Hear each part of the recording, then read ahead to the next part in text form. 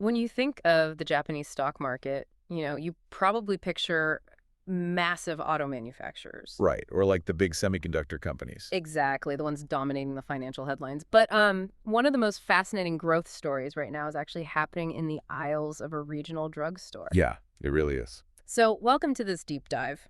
Today on the Japan Stock Podcast, our mission is to extract the critical drivers impacting earnings, growth, and, well, valuation for a really unorthodox player in the Japanese retail space.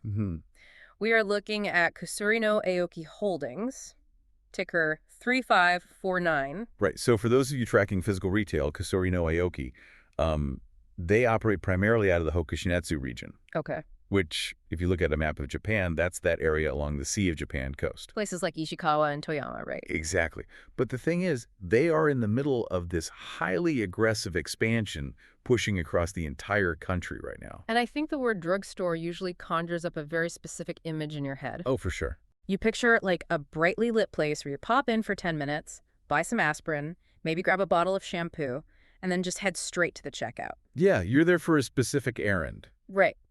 But KUSURI no AOKI is actively reinventing what a pharmacy actually is. They're completely redefining the boundaries of the category. They're pursuing what they call a food and drug concept. Food and drug. So imagine your local clinic's pharmacy somehow merged with your favorite neighborhood grocery store. It's pretty wild. Like you walk in because you need to pick up a prescription for a cough, but you leave with, I don't know, a bag of fresh produce, a tray of raw meat, and basically everything you need to cook dinner tonight. Yeah, you go in for healthcare and you leave with groceries. It's such a strange mix. But it's a concept that's driving enormous financial momentum. I mean, to understand where this stock might be headed, we first have to look at the sheer velocity of their current operations. Let's look at those milestones, actually. Go for it. So in their fiscal year ending May 2025, which, by the way, was their 40th anniversary year, Right. They hit their third medium-term management plan target.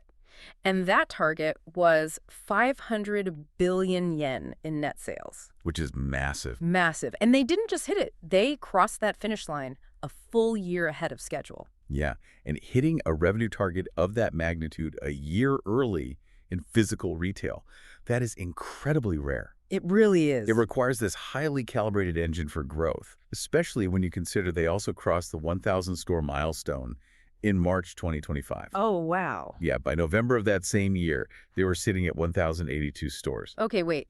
Building out a physical footprint that fast from scratch is nearly impossible? Right, you can't just build that many locations. So they aren't just pouring concrete and cutting ribbons. They are on a massive, highly targeted M&A spree. They absolutely are. But I was looking through their list of acquisitions, and it is bizarre. I mean, they haven't just been buying up smaller independent pharmacies. No. They are buying regional supermarkets, places like Nara, Supermarumo, Nishigaki. It looks really unusual on paper, I'll give you that.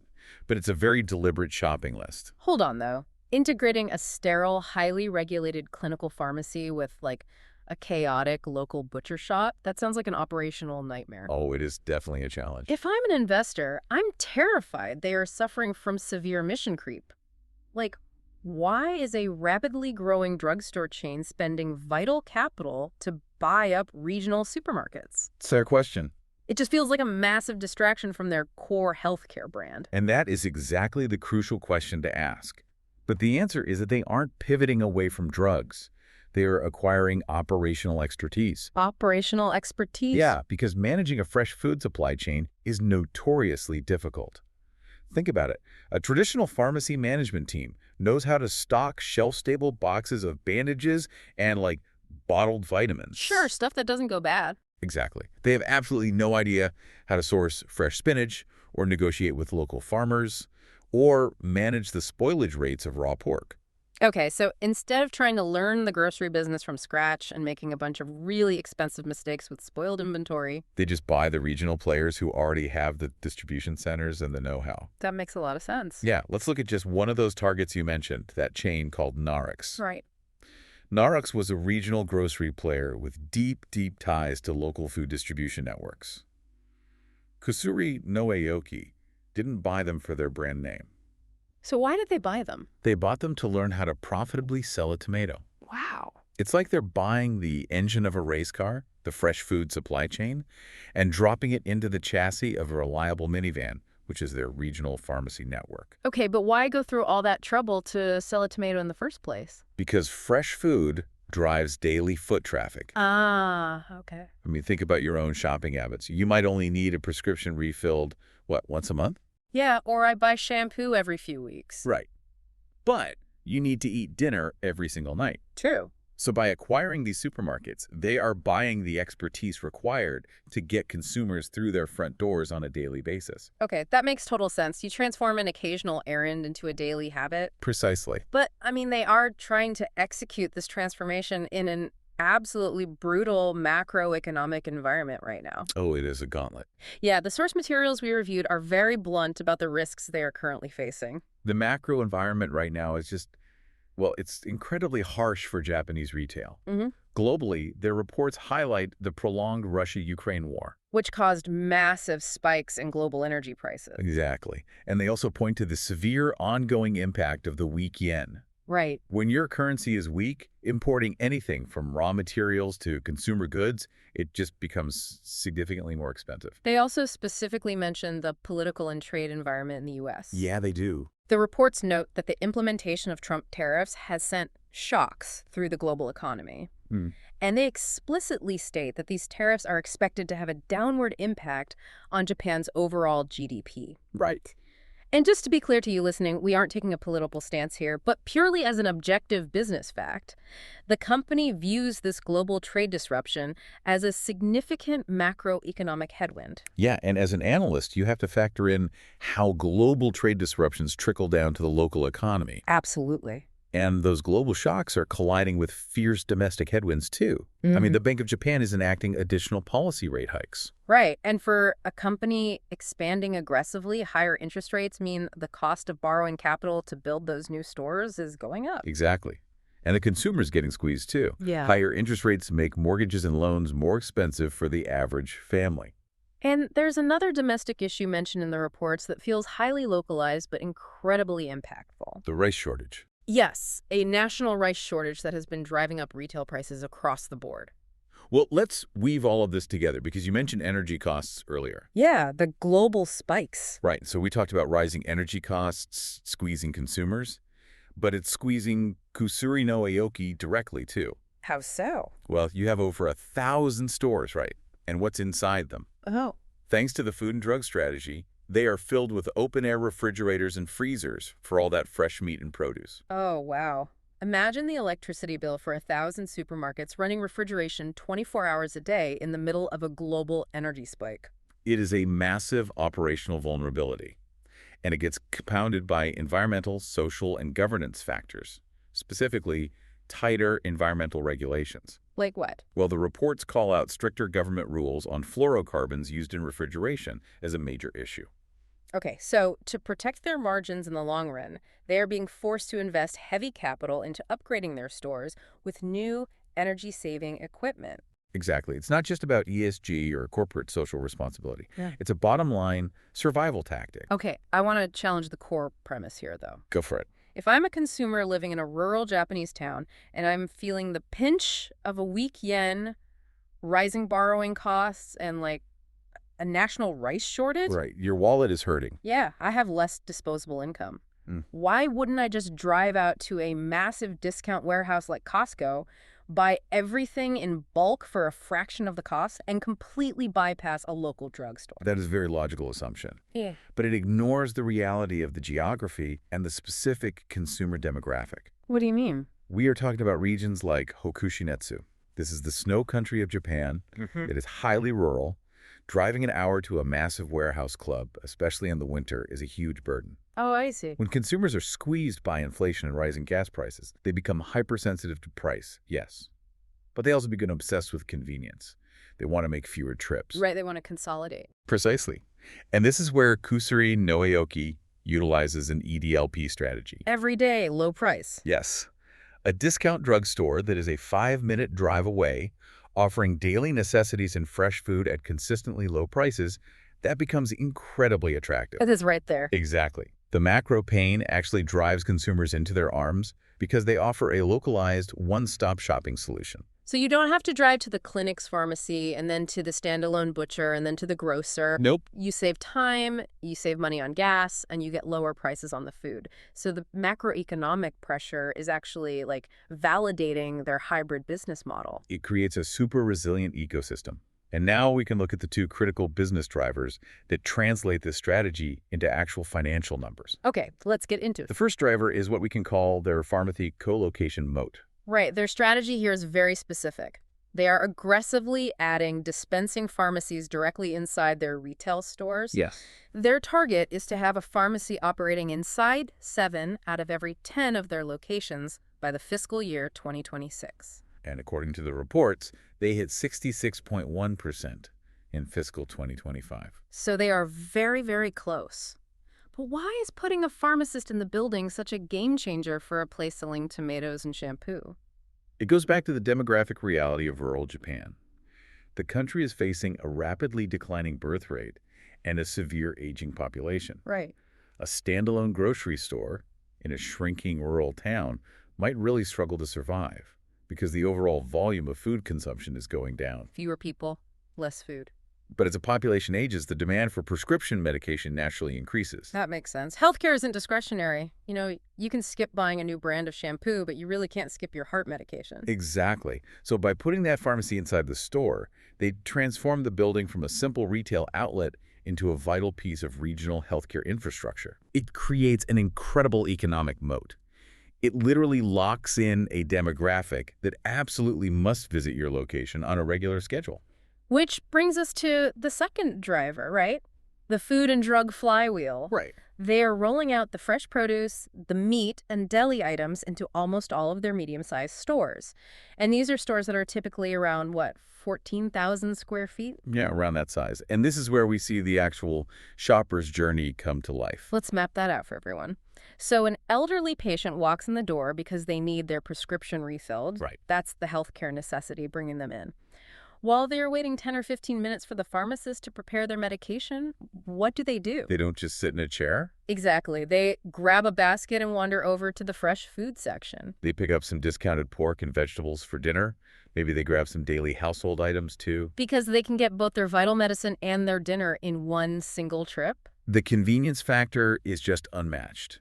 They really have no reason to go to a competitor. And the more they consolidate their trips, the bigger the basket size gets every single time they visit. Exactly. That is how you drive top-line revenue in a challenging environment. The pharmacy gets them in the door, the fresh food gets them to stay, and the convenience gets them to return. And the financial impact of that specific mechanism is very clear when you look at the P&L. Let's break down the metrics for the fiscal year ending May 2025. Okay.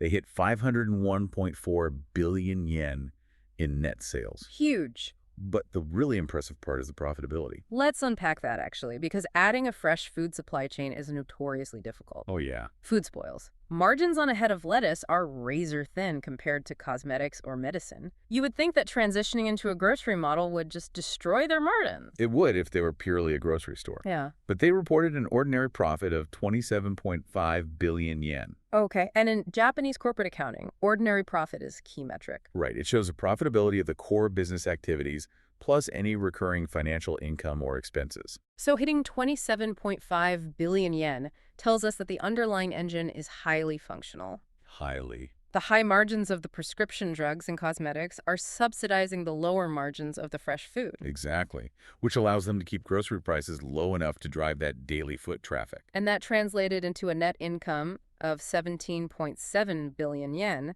giving them an earnings per share, or EPS, of 175.42 yen. So the integration is clearly working. It is. But looking at the source materials, management is not just sitting back and celebrating. No, they are not. They have laid out some highly ambitious, almost aggressive future targets. Yeah, in their fourth midterm plan, which runs through the year 2030, they're aiming for 800 billion yen in sales and 44 billion yen in operating profit. That is a big jump. And if you stretch the timeline out a bit further, they have something called their 50th anniversary vision for the year 2035. Right. The target there is a staggering 1 trillion yen in sales. Their goal is to become a top 20 retailer in all of Japan.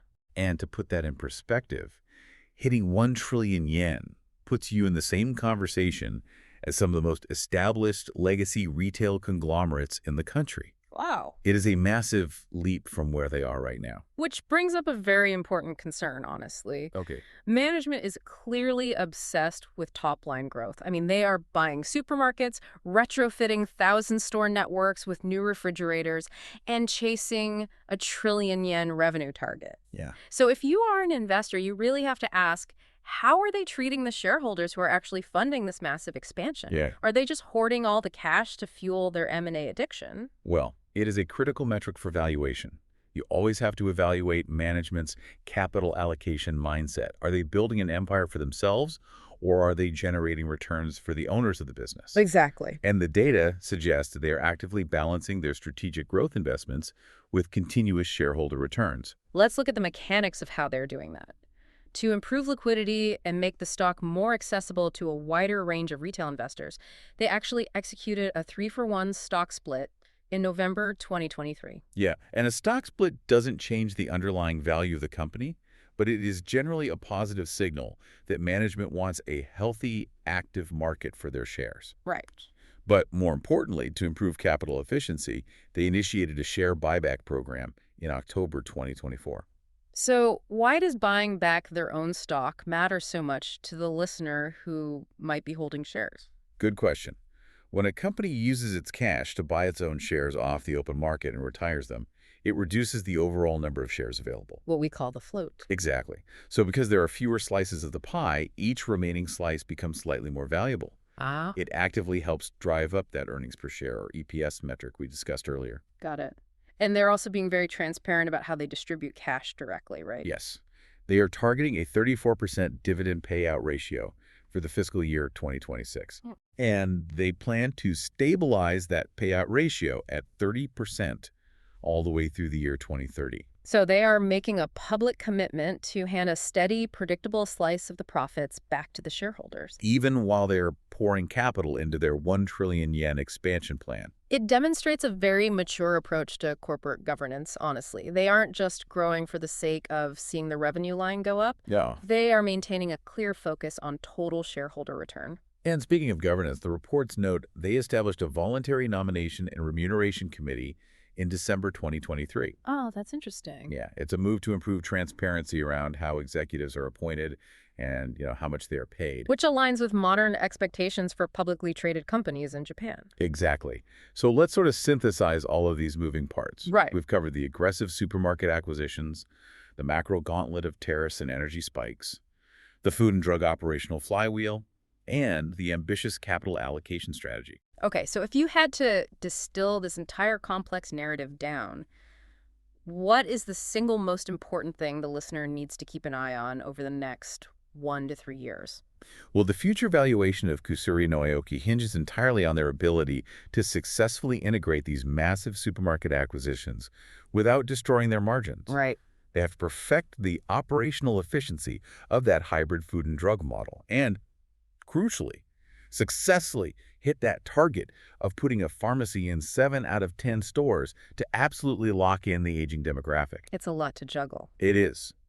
But if they can execute that highly complex logistical balancing act, the 1 trillion yen vision is achievable. It is such a fascinating case study. I mean, whether you are actively analyzing Japanese equities or you are simply interested in the mechanics of business strategy, this is really a masterclass in adaptation. It truly is. They're showing the world how physical retail can survive some of the toughest economic conditions imaginable. Like a collapsing rural demographic. Yeah, a weak currency and severe inflation, all simply by consolidating consumer needs under one single roof. By turning a monthly medical errand into a daily grocery habit, they are making themselves indispensable to the communities they serve. Right. And historically, when a business makes itself truly indispensable, the financial rewards follow. It fundamentally changes how you look at the physical stores in your own neighborhood. We started this deep dive by imagining your local clinic merging with your grocery store. Yeah. So I want to leave you with a provocative thought to ponder today. Let's hear it. If a highly specialized clinical pharmacy can successfully morph into a full-scale grocery store just to survive inflation in an aging population, what other highly specialized retail sectors might be forced to completely reinvent their core identities in the next decade? That's a great question. Will your local hardware store start selling winter clothing? Huh? Maybe. Will your car dealership start operating as a co-working space? The boundaries of retail are definitely blurring. The storefronts of 2035 might look completely unrecognizable to us today. Something to keep an eye on next time you are out running errands. Thanks for joining us on this deep dive. Until next time.